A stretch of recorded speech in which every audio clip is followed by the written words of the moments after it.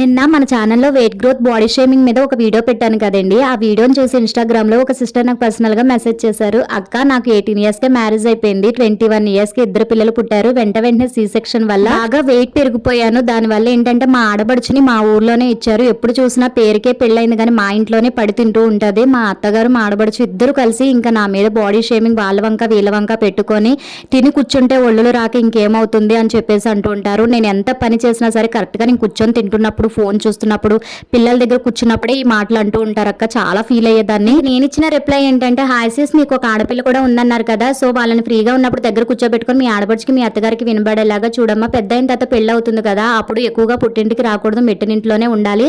అలాగే పుల్లలు పెట్టేలాగా మాట్లాడకూడదు, అటు ఇటుగా. ముఖ్యంగా ఒకరు బాడీ షేమింగ్ చేసే రైట్స్ మనకు ఉండవు. అవతల వాళ్ళు ఫీల్ అయితే ఆ ఉసురు మనకే తగులుతుంది. అండ్ అలాగే ఇలాంటివి నేర్చుకోకపోతే నిన్ను కాదు నిన్ను కన్నా నన్ను కూడా అంటారు అని ఇండైరెక్ట్ గా వాళ్ళకి కౌంటర్ వేయండి అని రిప్లై ఇచ్చానండి.